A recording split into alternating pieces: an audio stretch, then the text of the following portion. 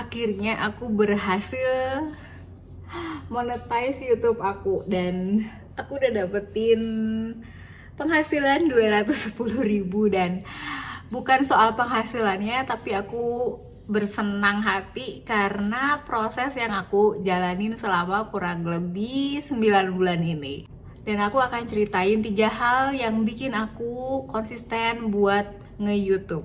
Jadi tonton videonya sampai habis, siapa tahu ini juga peluang buat temen-temen, dan siapa tahu temen-temen juga bisa barengan sama aku belajar konsisten buat bikin video di YouTube. Sebelumnya salam kenal, aku Nana, ibu rumah tangga biasa yang memang senang banget kembangin hobi, bangun skill baru buat akhirnya bisa mendapatkan penghasilan. Dan aku senang juga buat share setiap pengalaman-pengalaman aku, apa yang aku kerjakan melalui media sosial yang aku punya. Biasanya aku share peluang-peluang, sumber-sumber cuan, potensi-potensi penghasilan. Aku share ke media sosial aku di Instagram melalui konten-konten reels, carousel, IG story. Jadi teman-teman boleh follow aku, cek deskripsi, di situ ada link buat nge-link langsung ke Instagram aku.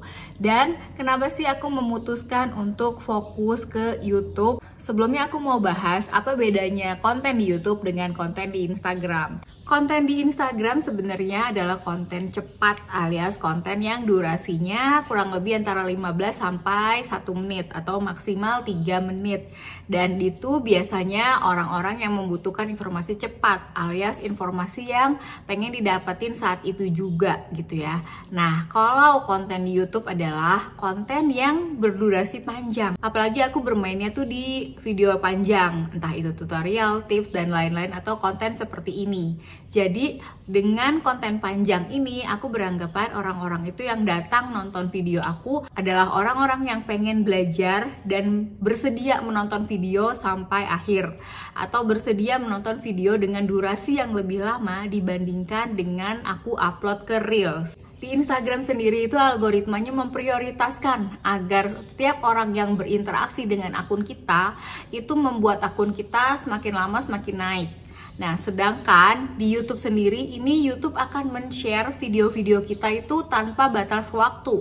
Jadi nggak peduli harus viral atau harus punya engagement gede dulu baru di-share. Tapi sepanjang kita tetap mengupload video di YouTube dan selama video kita ada di YouTube, itu YouTube akan tetap men-share video-video kita selama video kita ini relevan atau relate untuk kedepannya, untuk jangka waktu yang panjang. Makanya menurut aku membuat video di YouTube adalah sebuah aset. Jadi kalau aku bikin sekarang mungkin hasilnya nanti akan aku nikmatin 2-5 tahun ke depan. Yes, lama dan panjang, tapi memang aku sudah paham kalau sesuatu tuh nggak ada yang instan.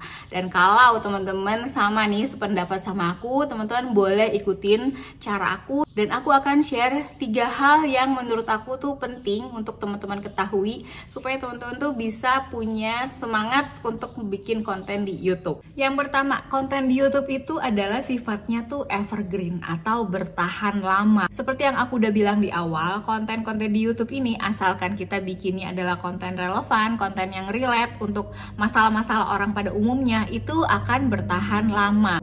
Bahkan kalau teman-teman bikin sekarang, itu akan terus direkomendasikan YouTube hingga bertahun-tahun ke depan. Dan inilah alasan aku untuk memulai bikin konten di YouTube. Contohnya misalnya teman-teman punya kemampuan skill untuk memasak. Nah, memasak nasi goreng yang enak atau memasak nasi goreng beraroma smoky gitu ya. Nah, itu konten-konten relevan dan konten-konten yang tidak habis dimakan zaman gitu ya.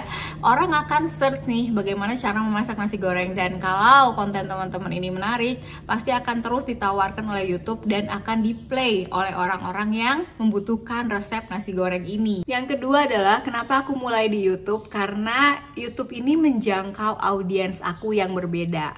Audiens aku di Instagram pasti berbeda dengan audiens aku di YouTube, karena kalau di Instagram itu mereka yang ingin cepat, ingin belajar segala sesuatu dengan cepat. Makanya di Instagram itu kan platform untuk kita lebih mudah untuk scroll.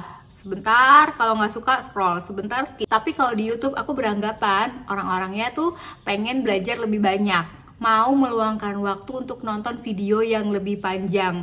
Dan untuk skip video di YouTube itu tidak semudah kalau kita nge-skip video di Instagram atau di TikTok. Butuh waktu, misalnya harus di-tap dulu, terus nanti harus di-scroll, harus dipilih, baru di-close gitu ya.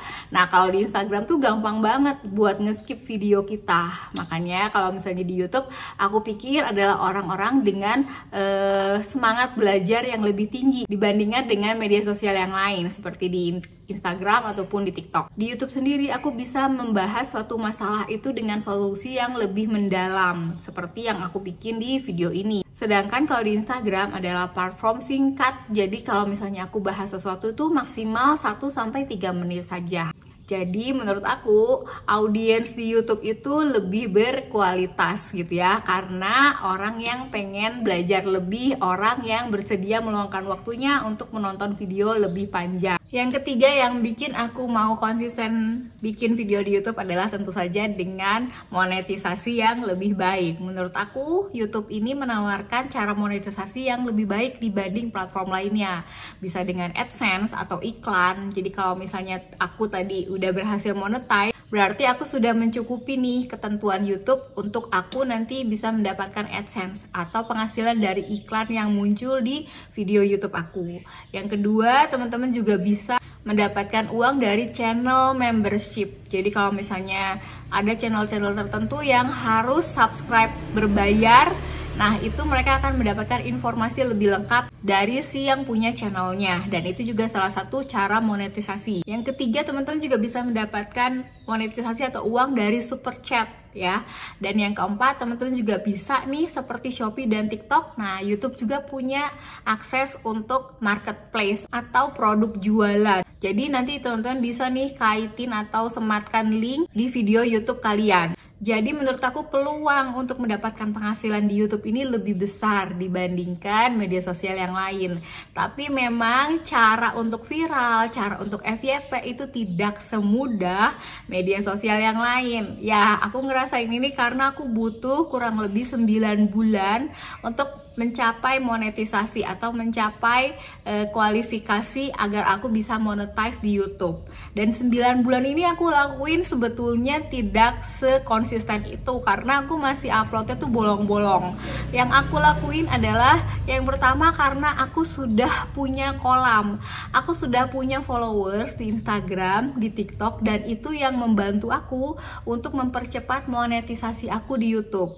Jadi menurut aku, saran aku tetap teman-teman itu harus mengembangkan media sosial teman-teman yang lain karena saling berkaitan. Siapa tahu nanti dari Instagram bisa membawa followers teman-teman untuk subscribe ke YouTube teman-teman. Dan bisa dibalik, kalau misalnya teman-teman mau mulai dari YouTube, nanti dari YouTube ini teman-teman bisa arahin juga subscriber teman-teman untuk follow media sosial teman-teman yang lain.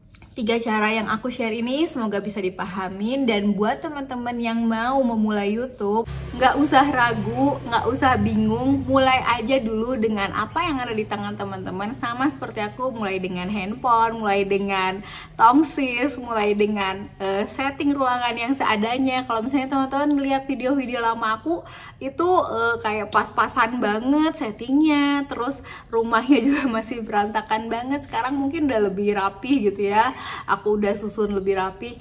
Nah, itu adalah progres. Jadi kalau teman-teman mau mulai dengan apa yang ada, lama-lama dibagusin, itu akan lebih baik dibanding teman-teman nggak mulai-mulai karena teman-teman menunggu sempurna dulu gitu. Semangat buat teman-teman yang ingin memulai bikin channel YouTube, bareng-bareng kita belajar untuk lebih lagi menambahkan skill kita supaya nanti kita juga bisa mendapatkan penghasilan yang lebih besar. Jangan lupa subscribe channel aku, jangan lupa di-share juga buat teman-teman yang lain. Siapa tahu ada teman-teman kalian yang pengen nih menghasilkan juga dari YouTube.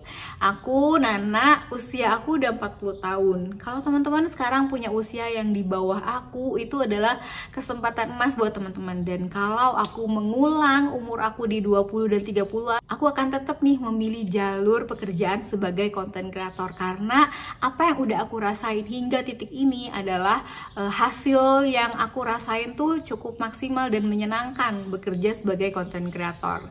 Semangat konten, semangat berkarya, setia sama hal kecil karena nanti Tuhan tambahin hal yang lebih besar. Semangat!